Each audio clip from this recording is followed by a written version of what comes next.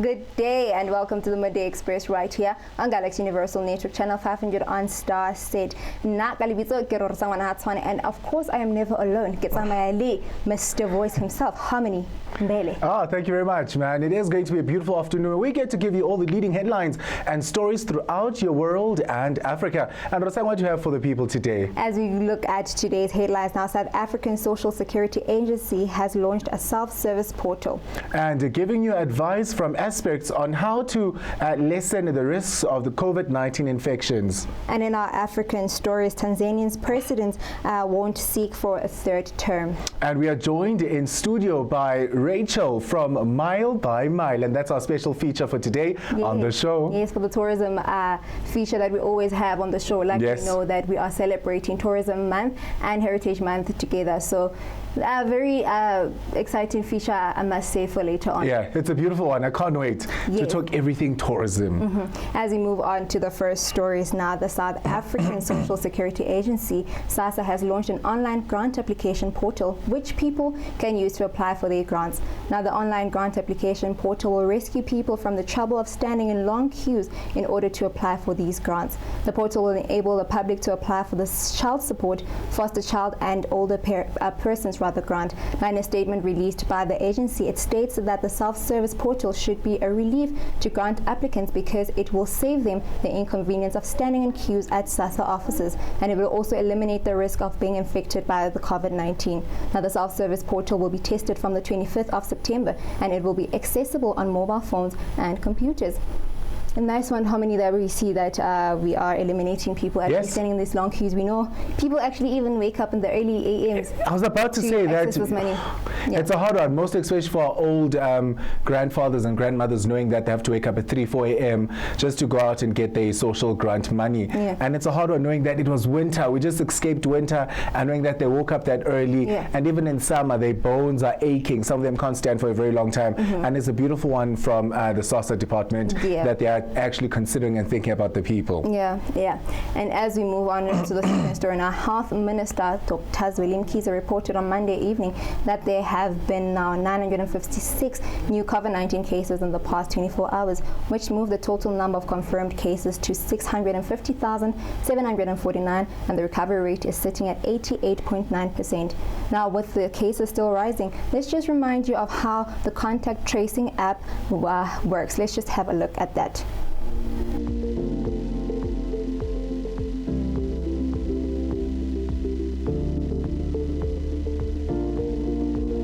We need to be careful, which means we need to wear a cloth mask. If you're doing short visits, it's best if you did something like a garden or an outdoor visit if possible. If I go and see friends, I would probably do that. If, however, you're going to visit family that you haven't seen for 5 to 6 months, then you will probably be staying with them. So if you're inside the house, you need to see if it's possible to maintain a reasonable distance and keep the windows open for lots of fresh air. Also, I would advise that you wash your hands regularly. I know you may want to hug your family because you haven't seen them for a long time. This is normal, but as long as it's a short contact time, and of course you're going to make sure that you're wearing a mask and that your face is on the other side or on the shoulder of the person that you're going to be in. Now that was actually the infectious disease specialist, Professor Shaheen, talking about how to actually now lessen the risk of now that we'll be more interactive and stuff like that. But actually, we also have another visual of reminding people of how to actually contact trace the contact tracing app there. Let's just remind you how it goes. In the coming days, we will announce a powerful new tool to support our digital contact tracing efforts. The coronavirus has disrupted all of our lives. The sooner we can defeat the virus, the sooner our economy will recover, and the sooner our lives can return to normal. We all need to play our part in preventing a second wave, to protect ourselves, our families, and our communities.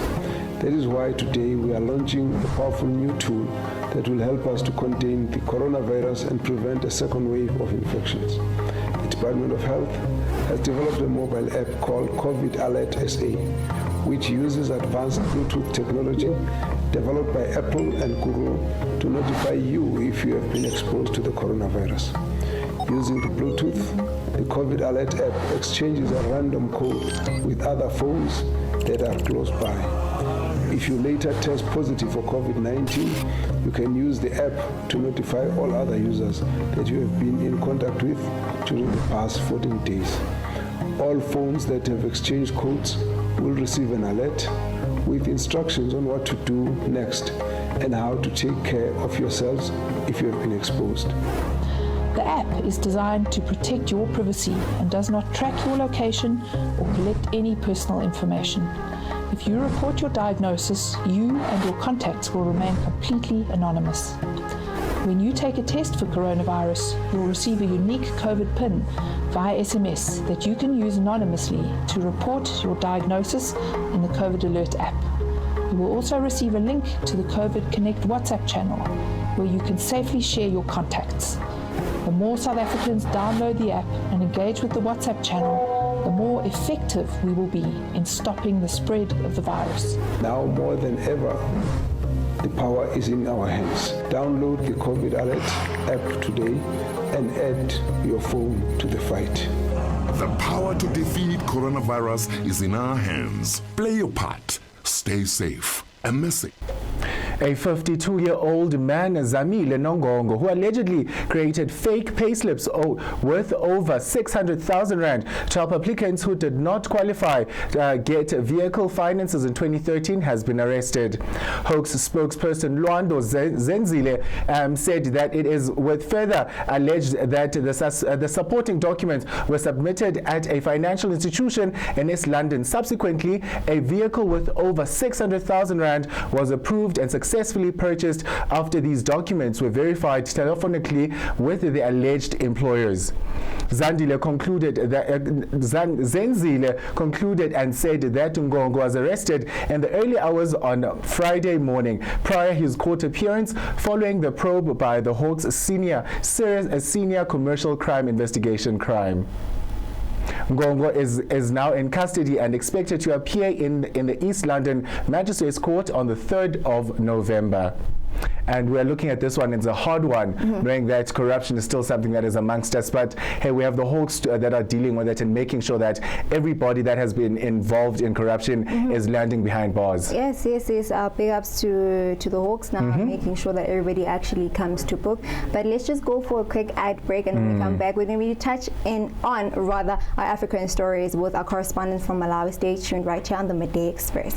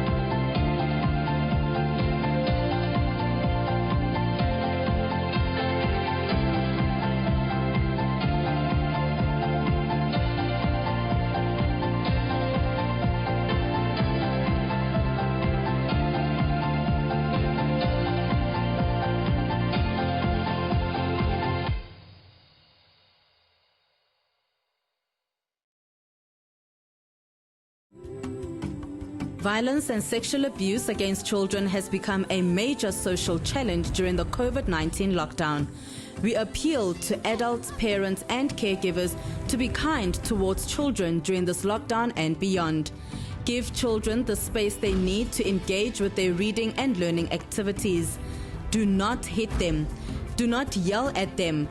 They are equally frustrated.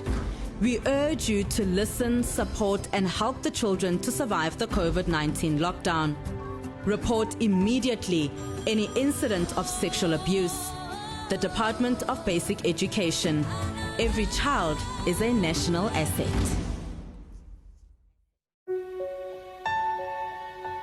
The day will come when these measures are no longer needed.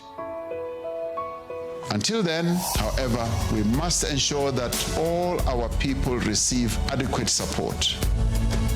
We look ahead to a better future. I have faith in the strength and the resilience of ordinary South Africans who have proven time and time again throughout our history that they can rise to any challenge that is presented to our country. We shall recover. We shall overcome.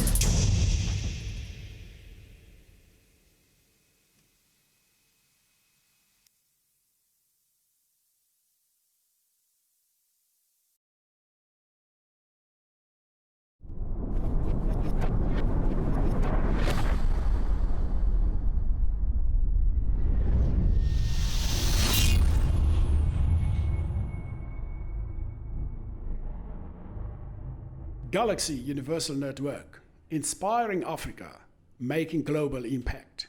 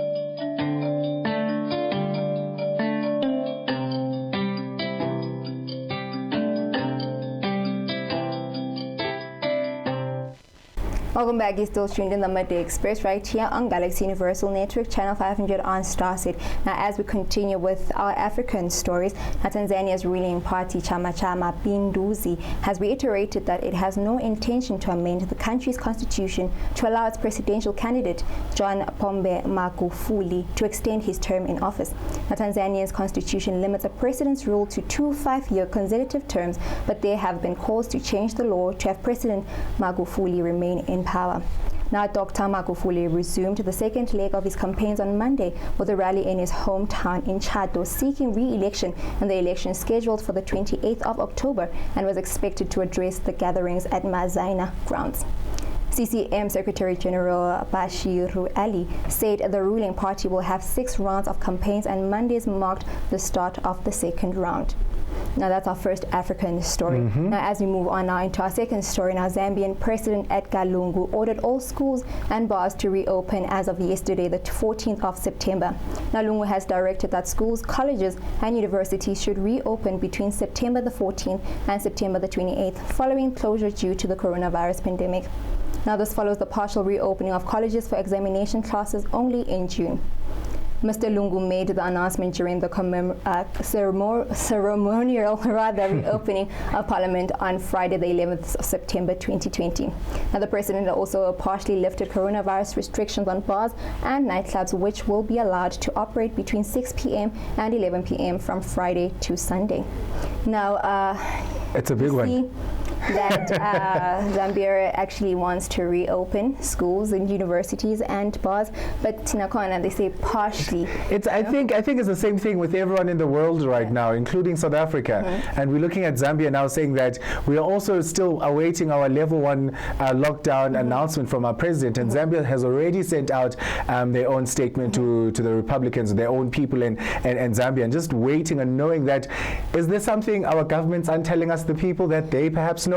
But then just to go back, it also just says that some people were actually in operation. Some of the bars were actually in operation while they were meant to be banned and to stay closed. So we actually see that there's still black markets that have emerged during this COVID-19 and had the black markets that thrilled during these times. So it's not necessarily now, it's like they're giving a go ahead and it's reopen. It's something that has really just been open from then. But I think it's a hard one, because when we look at it, the black market is the same pubs, is the same nightclubs that had the alcohol before the lockdown was implemented. So they're trying to get rid of the stock. It does not mean that was right, but now we're looking at it, and now the government is coming out publicly saying that we will give you what you want as the people. But does that not put every civilian in danger for COVID-19? Because we are still living with COVID-19 even in the midst of us as people. Yeah, because looking now at Zambia now, it actually has 12,952 cases of COVID-19, and now sitting with 296 deaths. So there is, the cases are in the thousands, but like we keep saying that the economy needs to go on. Unfortunately, the economy needs to open. Absolutely. People have suffered tremendously, unfortunately, due to this COVID-19. So to actually just see the economy opening up a bit could actually help see economies booming right now. Hey, we should just have to find out and see what is going to happen within our countries, because even Zambia, I think it's a beautiful one within the economy, but does it not affect the people like us in South Africa? Will it not affect us in a dire way? We will not see a second wave of COVID-19. That's still... But how many? It goes back to now, it's just following the regulations that are put in place. Like we keep saying, like as an individual, take it upon yourself to actually make sure that you social distance, you wash your hands and you sanitize, just like the doctor in the previous story that we covered earlier on, It's just saying that put certain regulations and measures in place to make sure that you prevent the spread from spreading any further. But people aren't doing that. I mean, you look at our taxi industry. There are people, 1 or 2 people in the taxi that aren't wearing the mask. They don't have them either, or there's an excuse to why. Or there's a joke about it that COVID-19 is not within us, but we still see deaths happening every single day. It's a hard one. I guess we'll have to take a look at how that update is going to continue happening within Zambia and also here in South Africa. But allow us to take a quick commercial ad break, and we'll be back quickly after this. Violence and sexual abuse against children has become a major social challenge during the COVID-19 lockdown. We appeal to adults, parents, and caregivers to be kind towards children during this lockdown and beyond. Give children the space they need to engage with their reading and learning activities. Do not hit them. Do not yell at them. They are equally frustrated. We urge you to listen, support, and help the children to survive the COVID-19 lockdown. Report immediately any incident of sexual abuse. The Department of Basic Education. Every child is a national asset.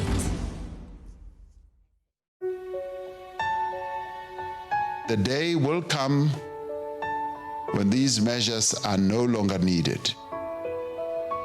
Until then, however, we must ensure that all our people receive adequate support. We look ahead to a better future.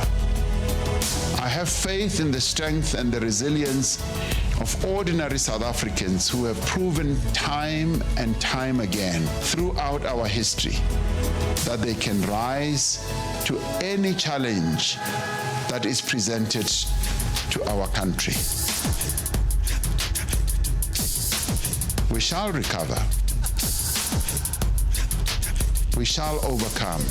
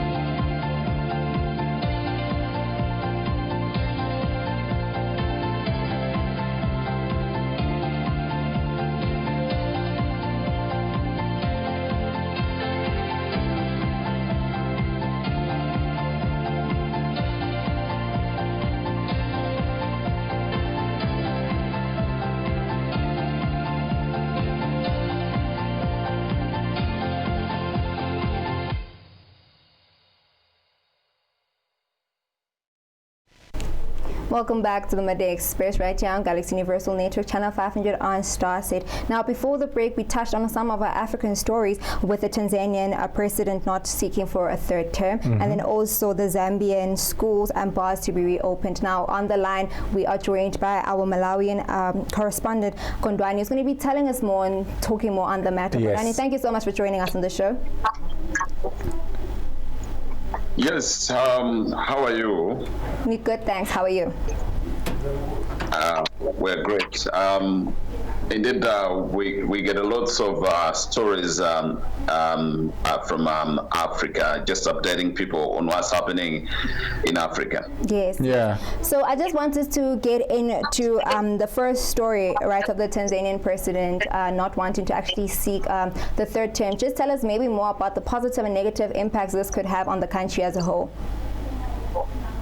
Yeah, yes, indeed. The president of Tanzania, John Magufuli, said is not going to seek for a third term after he elected as the president of Tanzania. That is during the presidential elections that is supposed to be held on 28th of October this year. John Magufuli is standing as a presidential candidate in a party that is, I think you can hear me? Yes, we can, absolutely. Yeah, John Magufuli is the presidential candidate of Chama Pinduzi CCM party in Tanzania. This is a very big party in Tanzania and has been in power for years and years. If our viewers actually follow the history of Africa, especially in Tanzania, they can agree with me that this is the party that actually brought in great African leaders in Tanzania, the likes of Julius Nyerere, Benjamin Mkapa, just to mention a few. These leaders actually came from this party. Now, so John Magufuli said, okay, I'll only seek for a second term, but not the third term. So he's seeking for a third term. Then after being elected as the president, he's not going for a third term.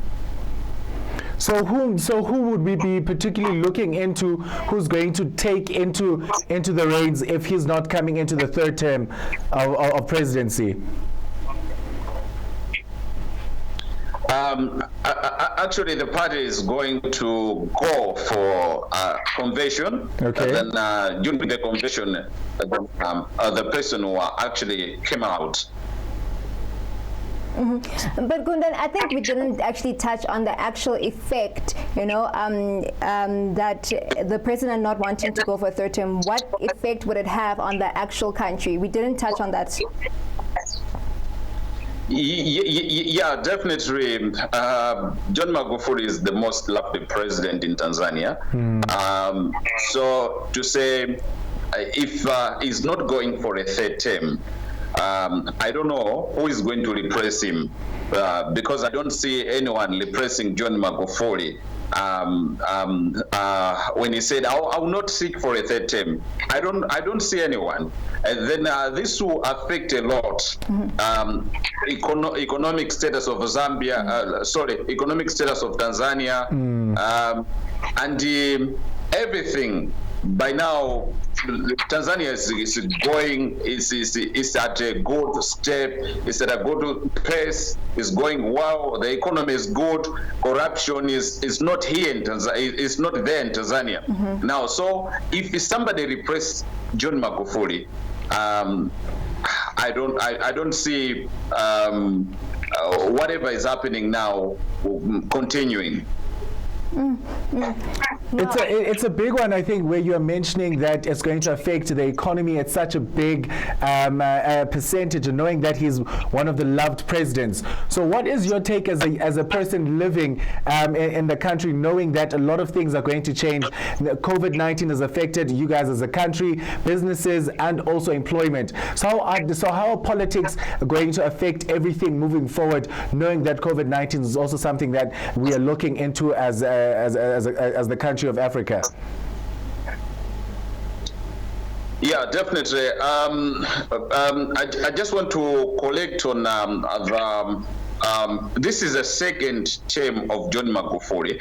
The elections that is supposed to take place on 28 October this year, it will be the second term of John Magufuli. Then after 5 years, John Magufuli said he is not going to stand for the third term. Yeah. But looking at the fact, because there are 14 political parties who are actually gang against John Magufuli. I don't see any political party that can unseat John Magufuli. But what I can say is John Magufuli is going to win. Likely is going to win. He's going to win. So can you touch us a little bit more on the political systems that we find in Africa, and finding that, you know, most leaders just want to stay in power for such a long time? Let's just touch a little bit on that. Yeah, definitely. Many African leaders are so greedy. If you got me very well, that I was actually telling you that 14 political parties were actually gang against John Magufuli. You can see I was actually had a chance to actually had views from a political analyst in Tanzania. He said, in fact, all these political parties, 14 political parties, not actually form an electoral alliance, then John Magufuli will definitely win. Now, so you can see these 14 political parties are actually, everyone is on his own. Everyone is, you know, so many political leaders in Africa are so greedy. They want to cling to power for a long time, and this is why Africa is not moving. Yeah, it's not moving because at the very same place now. So our economy is so stagnant because of our leaders. Our leaders are so greedy. They don't think of people's views. They don't think of people's problems. Yeah. So our leaders are so greedy. And how do you think them being greedy is affecting the people on the ground? Is it because they lack understanding, or they lack leadership skills? What is it about our leaders in Africa that it's always about them, what they understand, their ideologies should only be implemented, knowing that they serve the people of Africa, the same people that put them in these positions of which they become our presidents? Yeah, the issue is lack of leadership skills. Because in leadership, they said you should actually have a listening ear. Yeah. As a leader, you should have a listening ear. When people are saying, "Okay, Mr. President, do this," you need to follow that. If at all those what people are saying will take the nation to another level, you need to follow that. If the people say, "Mr. President, this will not take us anywhere," you need to listen to that. Yeah. But our leaders lack leadership skills, and they don't know why they actually vie for a presidency. They don't know the reason why they should vie for a presidency. Everyone wants to be the president in Africa. But if you sit down with them and ask them, why do you want to be the president of Tanzania? Why do you want to be the president of South Africa or any country, an African country? They cannot even tell you. But inside them, they know that I want to be the president because I want to siphon countries' money. I want to enrich myself. itself. That's what African leaders usually say. They lack leadership skills. Now, Kondani, just talking about leadership and all of that, we know that in South Africa we've been faced with a lot of COVID-19 related corruption. Is there anything maybe in other African countries? Are there any similar situations as in the other African countries? Definitely. In Malawi, where I stay, there are a lot of corruption happening. People are siphoning COVID-19 money, and in so doing, this is affecting the health sector. Yes. You can see that by now, the figures in Malawi, the figures, the cases of COVID-19 are very low. But it's not just, it's not necessarily that the country has fought it, or the country has done it, or the country made it. No, it's because the country is lacking testing kits and the other things that are actually used in as far as COVID-19 is concerned, because the money that is supposed to be used for COVID-19 is being siphoned by the political parties. Oh, speaking about corruption, there is the Zambian president who's planning on opening schools and bars, and you're speaking on PPE corruption that is happening within the continent of Africa. What do you think, your sentiments on this, knowing that not enough tests are being conducted, not a lot of results are coming back, and here is the Zambian president saying that he is planning on opening schools, universities, and pubs and nightclubs. What is your sentiment on this, knowing that you are the person on the ground and listening to the people? Yeah, definitely. I'm actually shocked. I'm actually shocked because the president of Zambia said the schools should be open, and already the schools are actually open yesterday. But there is not actually enough testing on the ground. Yes, there's enough testing on the ground. And you can say that even when it comes to measures to do with COVID-19, it's not even enough, because the school cannot manage to purchase them because the government is not funding them. Now, so I can say that not only in South Africa, not only in Malawi, not only in Tanzania or any other African countries, but also in Zambia, corruption is very high.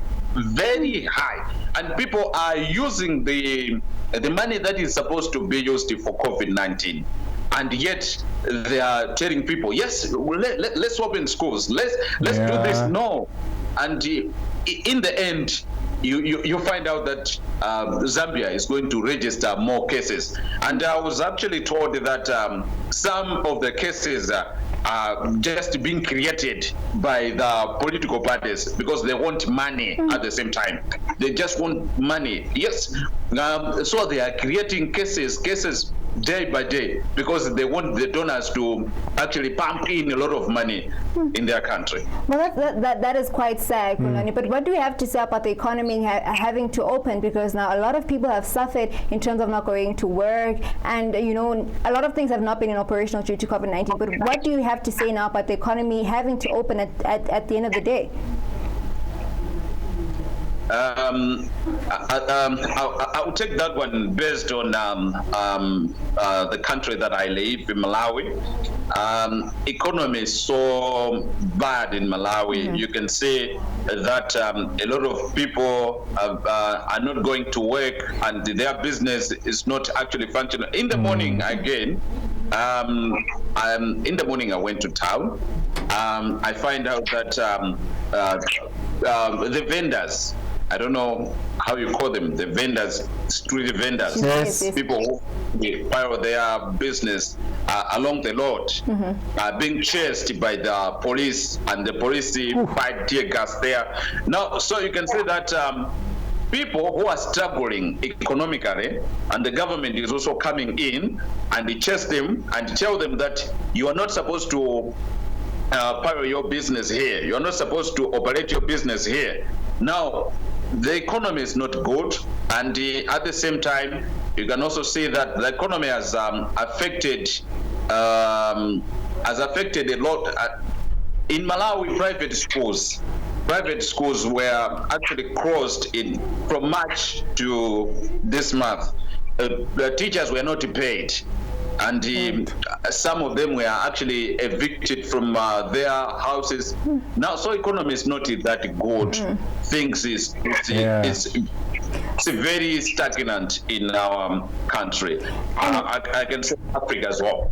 And that's where my question was based, as to what measures now do you want to be put in place to make sure that the economy is boosted now? Because at some point you're saying that it's not a good idea to open up schools and the economy, but at the end of the day, you say the people are suffering. So what measures do you think need to be put in place to make sure that people are now eliminate the risk of spreading the virus, but at the same time the economy is boosted? Yeah, you know, the problem we have in Africa is that we depend much on Western countries. Yes. We depend on the Western countries.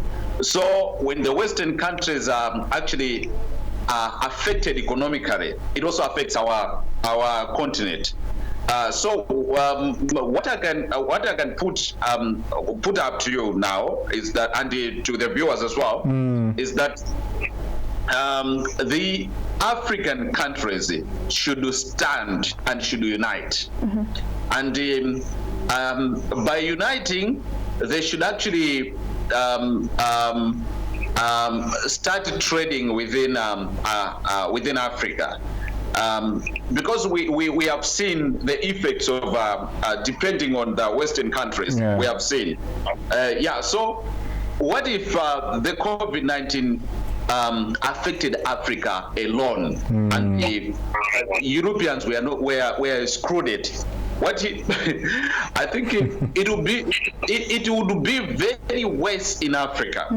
Now, so because we have actually learned a lesson, we should unite and start trading within Africa. That will help us a lot.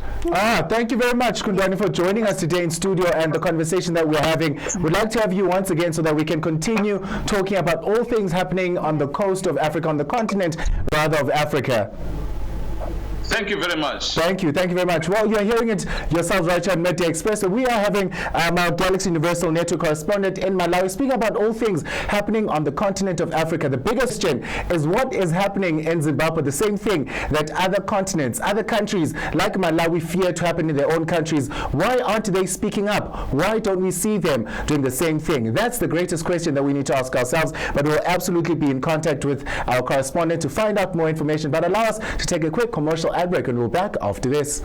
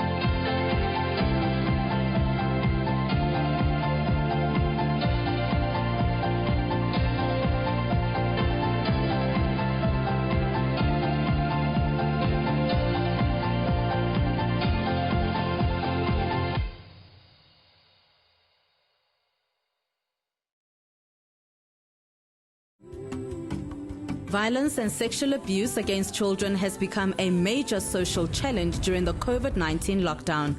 We appeal to adults, parents, and caregivers to be kind towards children during this lockdown and beyond. Give children the space they need to engage with their reading and learning activities. Do not hit them. Do not yell at them. They are equally frustrated. We urge you to listen, support, and help the children to survive the COVID-19 lockdown. Report immediately any incident of sexual abuse. The Department of Basic Education. Every child is a national asset.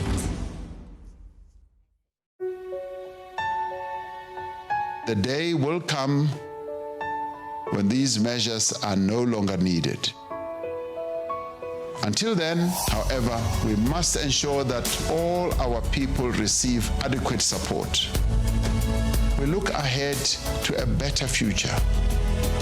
I have faith in the strength and the resilience of ordinary South Africans who have proven time and time again throughout our history that they can rise to any challenge that is presented to our country. We shall recover. We shall overcome.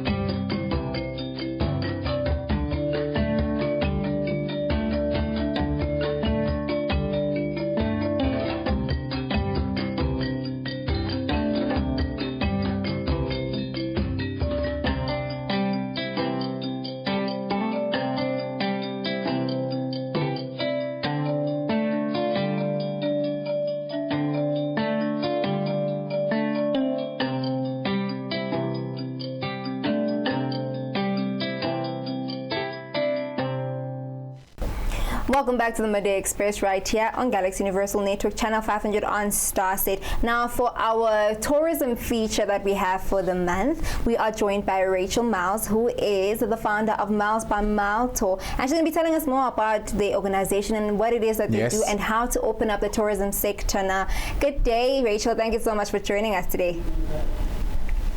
Good day to you. I'm so glad to be here with you. Thank you so much for joining us. Now, just tell us a little bit more about Mile by Mile Tours, what it's about. What is it about? Well, it is just what we say. It is the tours that we do of the Western Cape. Yes. So do you want to know how it started? Yes, please. Just walk us through the journey of when it started and what we've done so far until now. Okay. I started Mile by Mile in 2009. I was coming to like an intersection in my life where I had to think, okay, what am I going to do next? And coming, having nursing as a background, when I was asked the question, what would I like to do? I said, well, I love to work with people. And I love people, and I think people love me, and that is my heartbeat. So the next thing that I thought of doing, okay, so what is my interest? Yeah. And immediately it went onto nature, culture, and everything that's beautiful. And that is what the heartbeat was behind this all. And so I started into tourism, and later on my daughter joined me, and a few years ago my husband joined me. But what also helped me, or us as a company, we got a desk at the waterfront in Cape Town. Yes. In their information center, and that sort of gave us exposure. And I think if it wasn't for that exposure, I don't know if we would have grown so quickly. But we did get a good exposure there, and that also helped us to get where we wanted to be. And that is to be known in Cape Town for what we do. Oh wow, that is such a beautiful story, from being a nurse where you were helping people and now still working with people, making sure that they get to see the world, they get to see Cape Town as a whole. So take me through the opportunities that young people can venture in within tourism. I am so glad that you're asking me that question. I really have a very soft spot for our young people, and in tourism there is a lot of opportunities, but now you must know, for a young person to come into the industry, it's going to be like something like a nightmare, because they will be up against older guides, or guides with more experience and more knowledge, of about 35 years. And here the young person coming from maybe direct from school, going into tourism, they're going to actually feel a bit threatened by all this. But you see, I feel our young people must make use of this strength. In our family, we always have this, find your strengths. And that is what I want our young people to do. Find your strengths. If it is, if it's going to be, when I was at school, the athletes would have starting blocks. And that strength that you are going to find in yourself is going to be your starting block. And then if you go into tourism, one of the strengths that you're going to have is your youth. So make use of that youth that you have. There is going to be the older guy, but because of your youth, what are you going to do? You are going to make use of the youth by going into things that the older guides or the guides that has more knowledge can't do. So I would say go into, if I have to give my advice to anyone out there, go into something like adventure guiding, and that is anything, from hiking, biking, mountain climbing, horse riding, sandboarding, walking, and by doing that, you are going to put yourself out there. But with that, find yourself a niche, something that you are going to specialize in. Yes. And when I say specialize in, it's something like a lot of people coming to Cape Town, they want to know more about our fynbos, and that is the vegetation that we have in Cape Town that is so much sought after. People want to know about. So I would say find that niche for you. And at the end of the day, you don't have to contact me as a tour operator. Because I'm a tour operator and I want the best service, I'm going to look for a good guide. And if I find that young person has the knowledge of fynbos or whatever he he wants to specialize in. I'm going to go after him. I'm going to phone him, and I'm going to tell him, yeah, I've got about 30 people here. Can you take them around? So it is a very competitive industry. And I would say, don't compete. Don't try and compete. That will come later. But find your niche and make that your strength. Yeah. Just Rachel. I'm sorry. So sorry to interject there. We're just running out of time. But I just want you to just mention a little bit maybe about the packages that you guys offer. And then also just briefly touch on the hidden gems in the Western Cape that people don't necessarily know about. Oh my word. Okay. so the niche, well, I would say what is there that we offer that other companies don't offer, tour companies don't offer in Cape Town. And one of the things that we would offer, this would be for the international people, but also from, for the local South Africans, and that is horseback tour, wine tours, and also we would go to Cape Agulhas. That is something that other companies don't really offer so easily. But what came up now recently is our West Coast tour. And this is a hidden gem that a lot of people are not aware of. But here we actually take you, into the culture of, this is in particular of the Khoisan. Yes. And we visit places like Ikwatu. And then if you get as far as Klein Willem, I don't know if you know about the reel dancing. It's very popular nowadays. Yes. And yes, and that will give you an insight into those things that you were never aware of. What we also have is the Khoisan paintings in the Cederberg Mountains. And another thing that is not so popular and that people don't go after, we have rooibos tea tasting in Klein Willem, and also we have wine tasting on the West Coast, and those things people are not aware of. But what I would also like to do is to go, and what I would also advise people to do is to go more onto our trails, walking trails. It relaxes, especially now after COVID, and going into our good season, warm and good weather. Rachel, yes. So sorry we run out of time, but just quickly, we'll just share the detail. Where can people get a hold of you, just in closing? Where can people get a...